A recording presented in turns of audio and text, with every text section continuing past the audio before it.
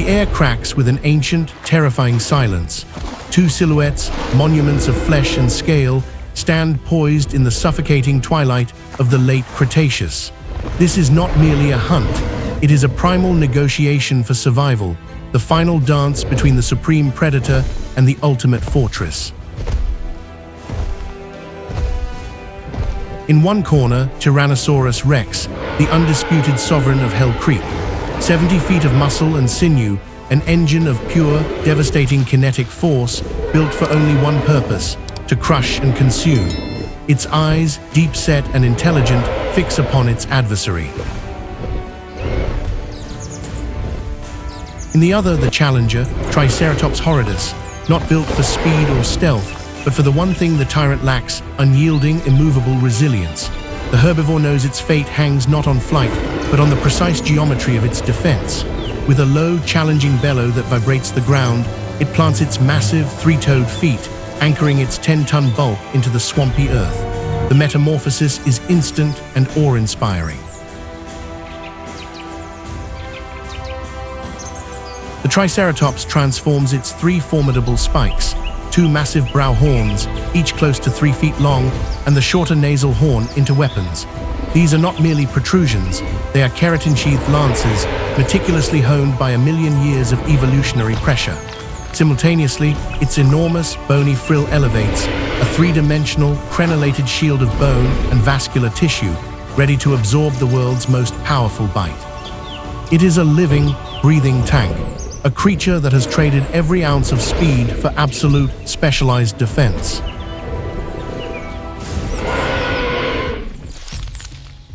The T-Rex does not bother with caution. It charges, its thunderous weight shaking the earth, covering the distance in blurring strides. The attack is aimed precisely at the Triceratops's most vulnerable spot, the junction where the head meets the neck, the soft, vital throat. Jaws gape, exposing teeth the size of bananas, ready to inflict over 12,800 pounds of crushing force, a pressure sufficient to shatter rock and strip bone.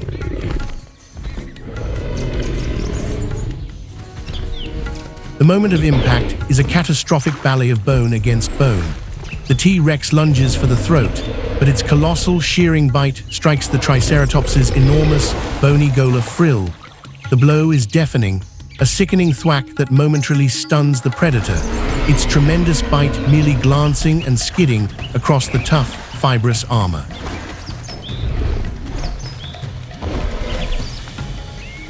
The thick, rigid bone of the frill acts like the suspension system of a modern armored vehicle, absorbing and deflecting the immense energy, the protective layer holding firm, preventing the penetration of the neck muscles and vital arteries. But the Triceratops is not a passive wall. It is an attacking shield. Using the momentum of the T-Rex's own lunge, the herbivore shifts its colossal weight, pivots its head, and transforms its defensive stance into a lethal counter-strike. Its massive skull, reinforced with solid bone, acts as a battering ram, and the sharpened brow horn follows through, targeting the exposed flank of the massive carnivore.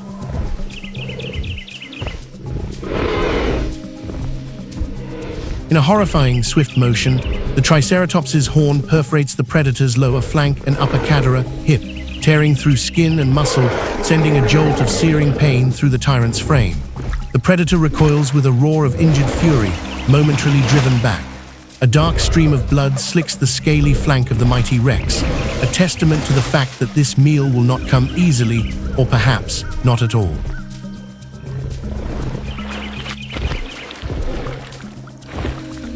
But as the two titans regain their footing for the next round of their ancestral violence, a strange, unnatural light bathes the dark jungle. A brilliant, terrifying destello, brighter than any sun, hotter than any fire, flashes across the prehistoric sky.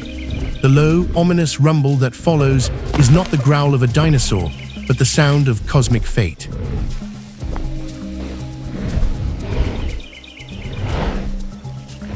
It is the announcement of the imminent catastrophe planetaria, an interruption that will render all their ancient power and survival instincts utterly irrelevant. The battle between the titans, witnessed only by the ancient forests, is about to be eclipsed by a collision of cosmic proportions.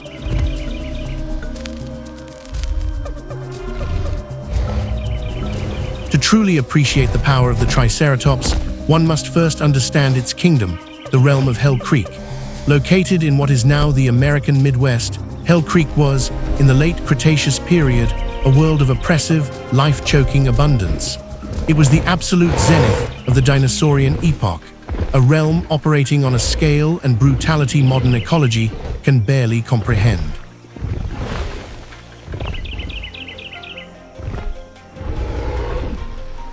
Imagine a landscape where every sense is assaulted, a superheated greenhouse world, blanketed in a suffocating, almost palpable humidity. The air was a heavy, intoxicating brew of fermenting vegetation, stagnant water, and the musky scent of massive, competing fauna. Selvas humidas, humid jungles of towering ferns, cycads, and angiosperms, the early flowering trees choked the lowlands, creating a dark, dense labyrinth. Pantanos densos, dense swamps, stretched for miles, their dark, oily surfaces broken by the slow, deliberate movements of armored dinosaurs and the predatory gaze of crocodiles the size of cars.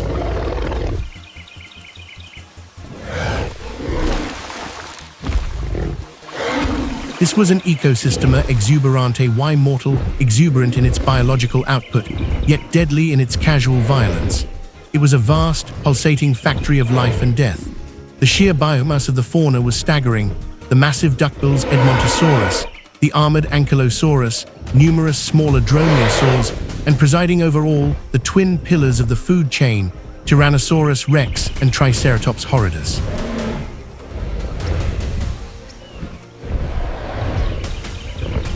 These colossos did not merely inhabit the land, they sculpted it. Their immense, slow movements carved trails through the jungle. Their constant grazing and foraging shaped the very species of plants that survived. They coexisted in a perilous, fragile equilibrio ecologico, an equilibrium maintained only by the perpetual, brutal cycle of the predator's hunt and the prey's defense. Every creature's existence was intertwined with every other. The whole ecosystem balanced precariously on the edge of a razor-sharp knife.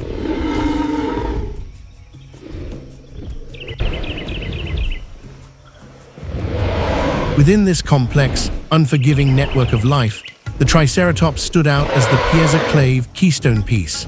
Its role was multifaceted. It was the ultimate grazer, utilizing its powerful beak and dental battery to shear and process vast quantities of tough, high-fiber vegetation, controlling the spread of the jungle. It was also the primary source of nutrition, the walking larder for the T-Rex. Without the constant pressure and the immense food supply provided by the Triceratops and its cousins, the very existence of the giant tyrant would have been untenable.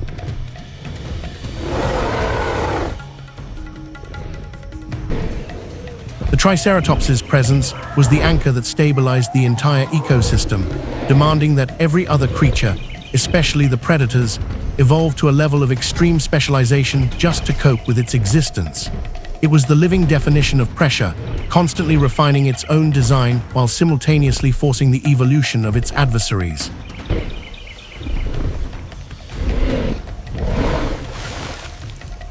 The jungle was its home, the swamp its refuge, and the scent of the T-Rex an inevitable daily reality. This fragile, bloody equilibrium was the state of the world justo antes del evento KPG, the Cretaceous-Paleogene boundary event, a golden, terrible age waiting for the final cosmic hammer blow.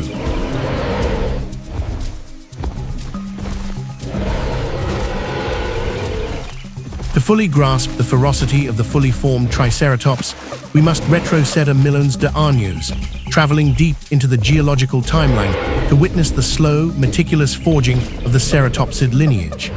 The Triceratops did not simply appear in its armored, horned glory. It was the final, devastating masterpiece of an evolutionary process spanning tens of millions of years.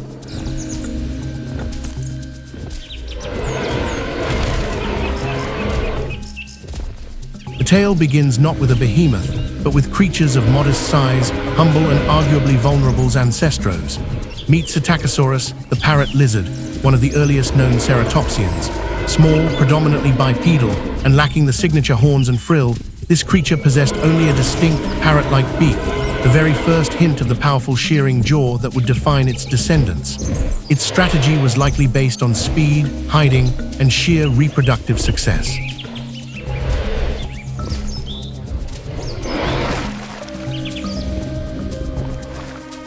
Later came the likes of Protoceratops, thriving in the harsher, more arid lands of what is now Mongolia. Protoceratops was still small by late Cretaceous standards, but a profound transformation had begun. It had developed a rudimentary, shelf-like frill and a wider skull, signifying the fundamental evolutionary shift. The head was no longer just for feeding, it was becoming a structure of display and defense.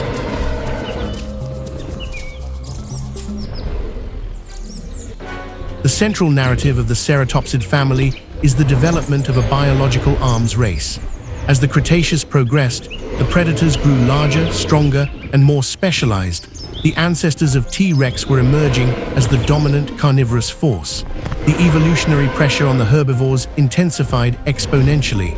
It was a simple, brutal equation: develop armor and weapons or perish.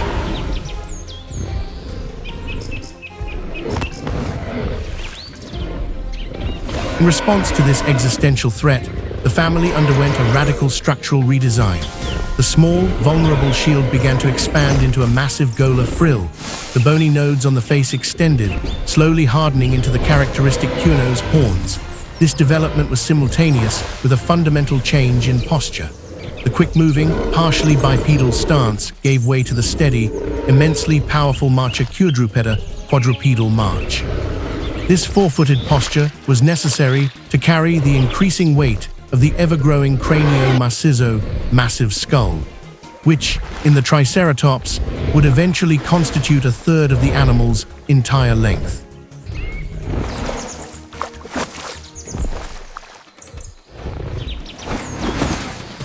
This evolution of fuerza, strength, armor, and armament was not random.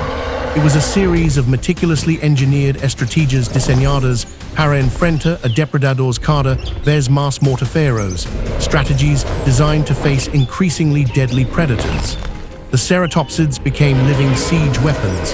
Their bodies were the foundation, their heads the specialized, deadly superstructure.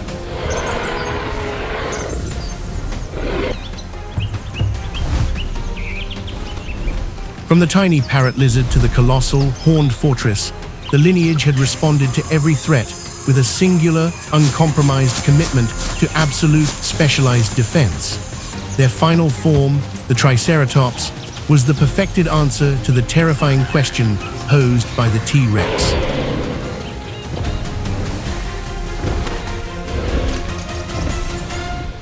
If the Triceratops was the culmination of its lineage, its weaponry was the final, exquisite detail, the point on the evolutionary spear. Here, we profundissimos en la anatomia de attaque delve into the anatomy of attack, revealing why this animal was not just a defensive barrier, but a terrifying offensive threat.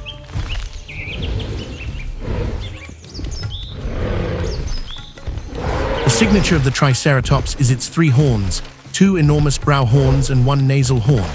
Crucially, these horns were not merely bone. Their deadly efficacy lay in their composition. A core of dense, solid bone was sheathed in a layer of queratina más largos, while nucleo óseo, keratin longer than the bony core. Keratin, the same protein that forms our fingernails and rhino horns, provided a razor-sharp edge and a resilient, shock-absorbing covering.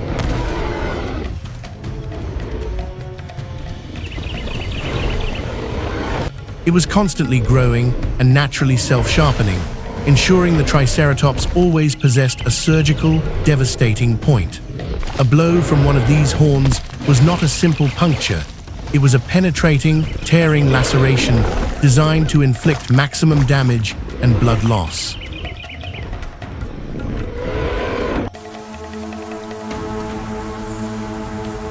The sheer mass and muscle structure supporting this weapon was even more important. The powerful neck muscles, part of the nuchal ligament system, anchored the colossal skull to the body. This structure was optimized to channel the brute force of the animal's charge. The Triceratops did not merely run, it launched itself as a biological projectile. Its investiture charge was a calculated transfer of 10 tons of momentum, transforming the entire body into a lanza vivient, living spear.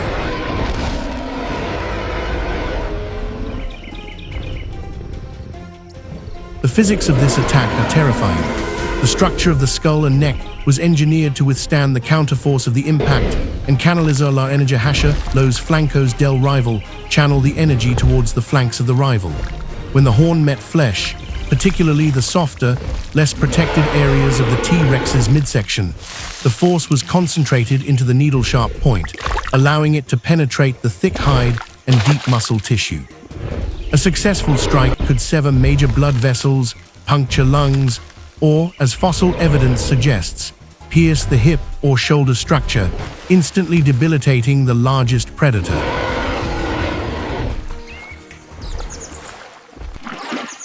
This capacidad ofensiva, offensive capability, is what truly elevated the Triceratops from mere prey to a peer adversary.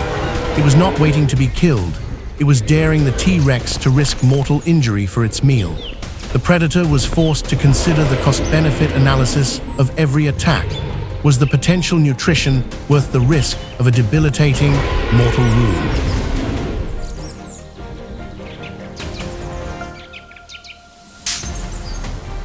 In a world defined by the crushing, blunt force trauma of the T-Rex's jaws, the Triceratops countered with the precision and piercing lethality of a specialized weapon. This animal was not merely un-opponent teamable, a fearsome opponent. It was the only creature capable of turning the world's supreme predator into the vulnerable party, making it a true titan in the last, desperate days of the dinosaur era.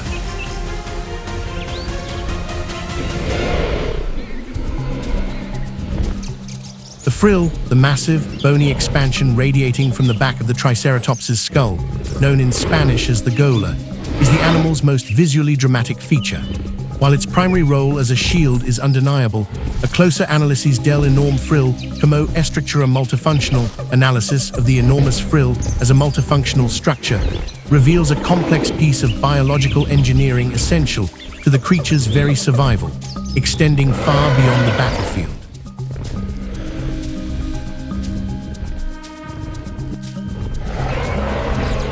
First and foremost, it was the ultimate defensive barrier.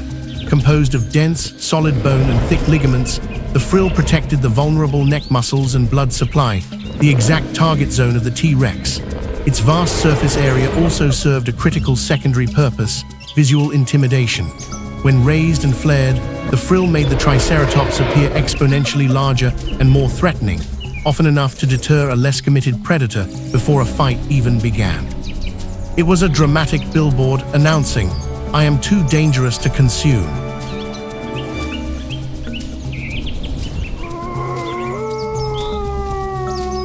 However, the most fascinating function was physiological. The frill served as a sistema de thermoregulación, thermoregulation system. The hot, humid Hell Creek environment presented a constant risk of overheating for an animal of such colossal size. To manage its core temperature, the frill was crisscrossed with an extensive red vascular network of blood vessels.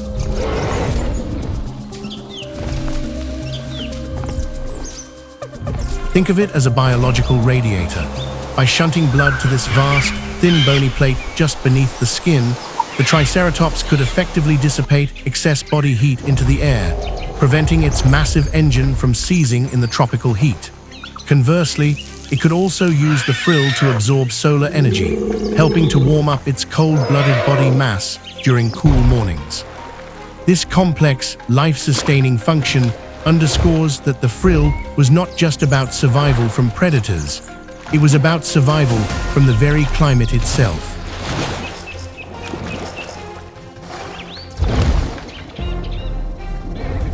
Yet, as with any high-stakes biological design, this critical structure harbored a potentially fatal flaw. The very complexity that made it so effective also made it a punto critical point of vulnerability. While the frill itself was tough, the underlying bone and the major blood vessels were essential. Severe damage, a deep penetration, or a massive fracture could have catastrophic consequences.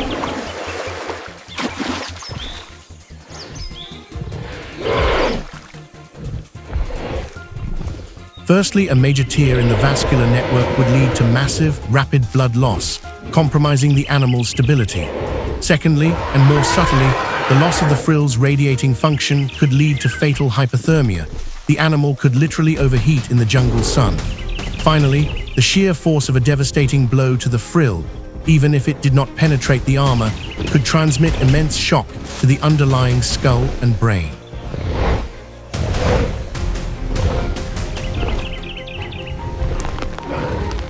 A fracture in this zone could compromet el cerebro del animal, y su estabilidad fisiológica, compromise the animal's brain and physiological stability, turning the ultimate shield into a fatal vulnerability. The frill was, therefore, a constant reminder of the razor's edge upon which the Triceratops's powerful existence balanced.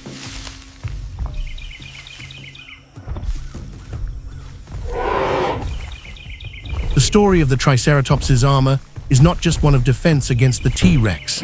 It is also a narrative of self-refinement, a continuous, internal guerras entre gigantes de la misma especie, wars between giants of the same species.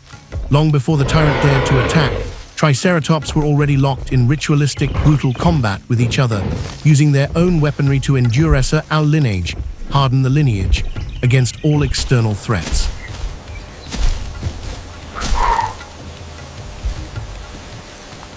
These were not fights to the death, but high-stakes, violent duels designed to establish hierarchy, secure territorio, and most crucially, win the right to reproduction. Only the strongest, most resilient, and most strategically minded males were allowed to pass on their genes. This process served as a rigorous, unforgiving filtro evolutivo, evolutionary filter.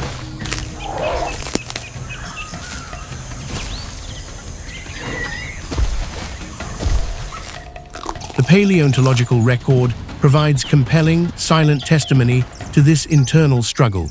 Paleontologists have uncovered pruebas de combats entre Triceratops, proof of fights between Triceratops, etched deep into the fossilized bone. The most striking evidence comes from the frills themselves.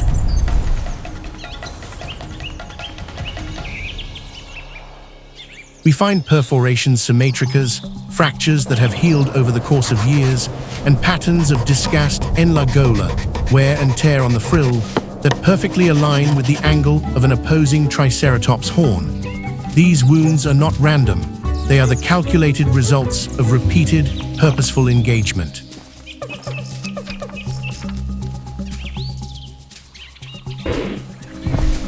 The males primarily used their horns in two ways, either in a lock-and-push contest, similar to modern deer and rhinos, or in a sideways, downward thrusting motion aimed at the frill. The goal was rarely a fatal strike, but rather a demonstration of superior strength and the ability to withstand immense trauma. Each fracture that healed, each gouge that scarred over, was a biological badge of honor, a certification of battle-tested toughness that ensured the male's dominance.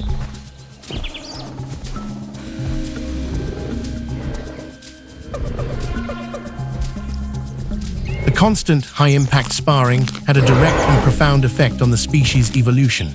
It was an involuntary program of genetic refinement, where solo sobrevivía el cráneo más resistente, only the most resistant skull survived. The males who possessed frills with superior bone density, better structural geometry, or horns that broke less frequently were the ones who successfully reproduced. The T-Rex provided the pressure for the invention of the shield. Intraspecies combat provided the rigorous quality control that ensured its strength.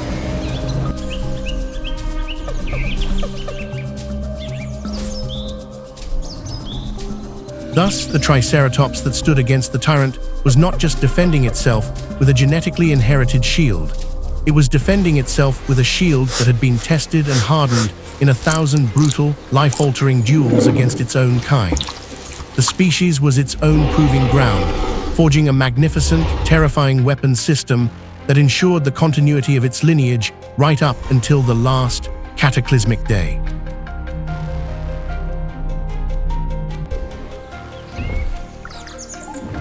The grand, hypothetical battles we imagine between Triceratops and T-Rex are given terrifying weight by the paleontological record.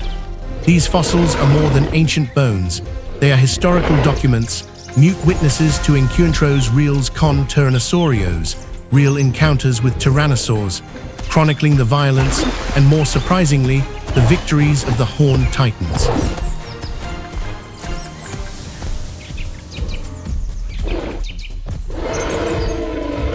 This segment, Mustra la evidencia paleontologica, shows the paleontological evidence that transforms speculation into established fact.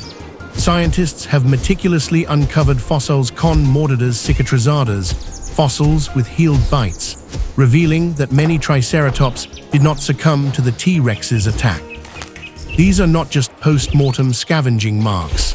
These are the physical records of animals that stared down the apex predator, survived the confrontation, and lived to tell the tale, a tale etched into their very skeleton.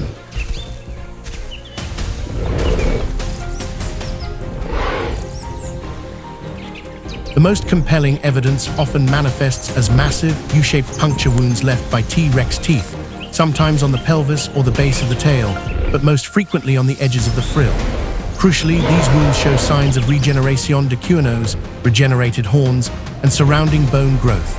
The bone tissue around the injury is remodeled, smooth and swollen, a sure sign that the animal lived for an extended largo periodo after the initial trauma.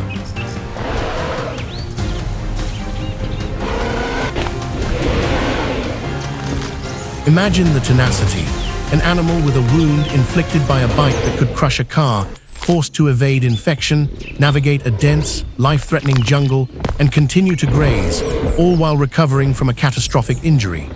These bones, with their huesos hundidos, sunken bones, and scar tissue, narrate an astonishing history of resistencia, resistance. They prove that the Triceratops's defensive strategy was not only sound, but effective enough to allow a significant number of individuals to survive an attack from the world's most powerful carnivore.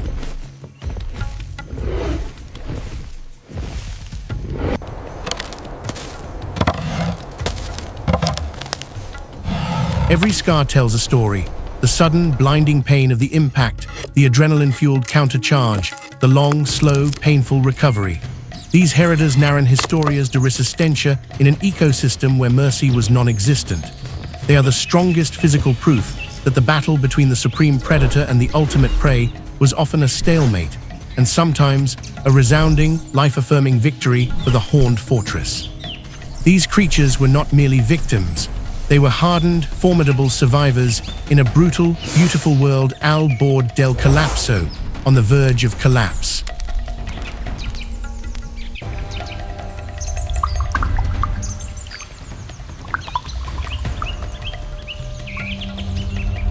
Given the Triceratops's success in surviving frontal assaults and protecting its vital organs, the T-Rex needed a specialized strategy to reliably exploit this immense source of nutrition. The solution, chillingly suggested by the paleontologist Denver Fowler, is presented in this section: La hypothesis de la decapitation, the hypothesis of decapitation.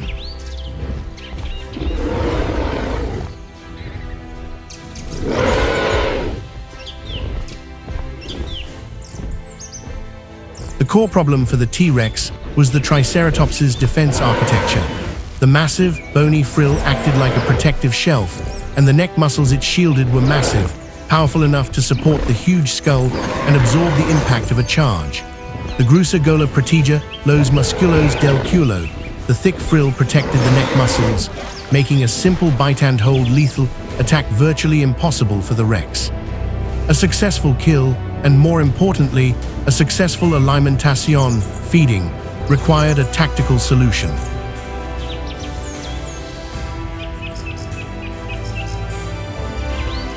The proposed solution is a feat of grotesque biomechanical engineering. Para alimentarse, el T-Rex debía arrancar la cabeza del Triceratops usando su mordida extrema. To feed, the T-Rex had to tear off the Triceratops's head using its extreme bite.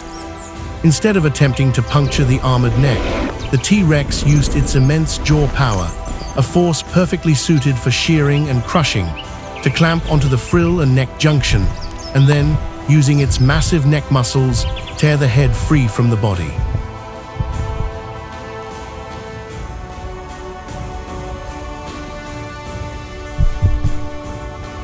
This strategy wasn't about the quickest kill, it was about the most efficient access to the prime nutrient source.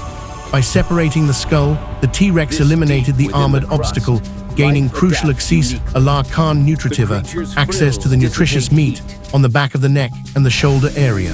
This was a necessity, not a choice. A giant animal like the T-Rex could not afford to waste a meal, especially one so large. The armor that saved the Triceratops's life in battle became the very target of the tyrant's post-mortem feeding strategy.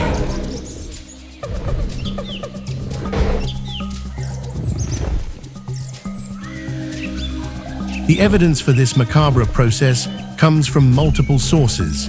Paleontologists have found disarticulated Triceratops skulls, separated cleanly from the rest of the skeleton, often with telltale T-Rex teeth marks etched around the margin of the frill and the first neck vertebrae.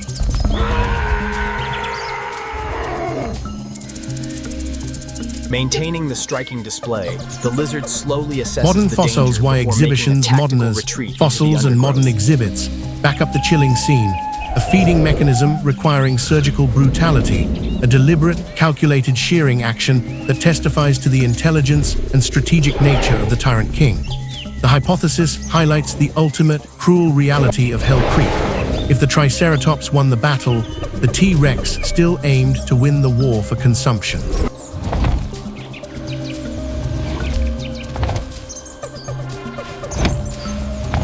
The relato conclui con la relación evolutiva. The story concludes with the evolutionary relationship that defined the final act of the Mesozoic era. The Triceratops and the T-Rex were not just predator and prey, they were two sides of a single, powerful coin. They were evolutionary counterparts, each driving the other toward perfection. The Depredador Supremo versus Fortaleza Vivient, Supreme Predator versus Living Fortress.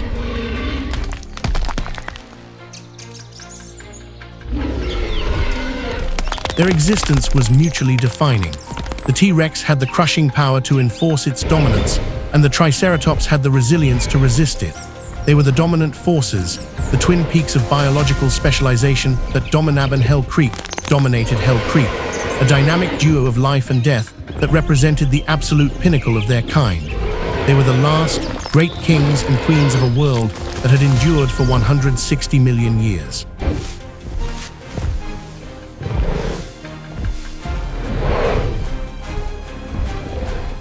Their story reached its dramatic, unforeseen climax not through a final, fatal duel, but through a cosmic intervention. Their reign lasted hasta que el meteorito puso fin al reino de los dinosaurios, until the meteorite put an end to the kingdom of the dinosaurs. The flash of light, the cataclysmic impact, the ensuing firestorms, tsunamis, and the global winter that followed rendered their magnificent adaptations utterly moot. Neither the power of the crushing bite nor the strength of the bony shield could defend against the extinction event that rearranged life on Earth.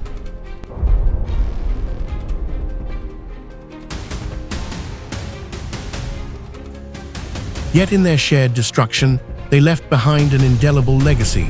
The story of their intense, symbiotic struggle is not lost to time. En sus huesos quedó registrada la historia de una especie. In their bones remained registered the history of a species, a testament to adaptation, survival, and immense biological strength.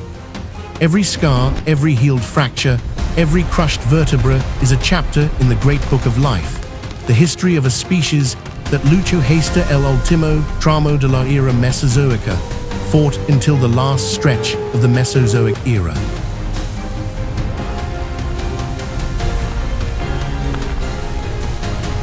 Their fossil record, the intertwined teeth marks and defensive armor, serves as a powerful, silent monument to the cruelty, the tenacity, and the sheer majesty of natural law.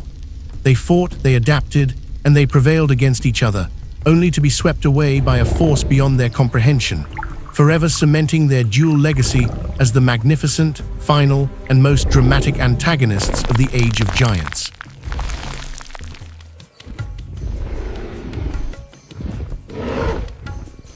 The The story of the Triceratops is far more than a tale of ancient, roaring beasts.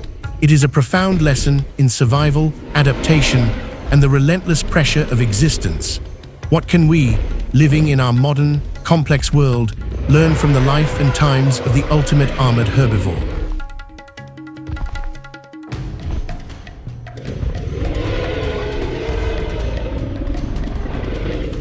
The Triceratops teaches us the undeniable value of specialized resilience. It didn't try to be fast like the ornithomimus or invisible like a small lizard. It looked at the greatest threat in its world, the T-Rex, and evolved a single, magnificent, uncompromising defense system: the frill, the horns, and the sheer, immovable bulk.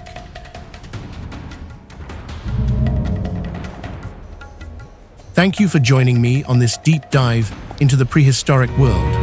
If you enjoyed this journey into the ultimate battle for survival, make sure to hit that subscribe button and turn on notifications. Your support helps us uncover more incredible stories from the history of life on Earth. Massive.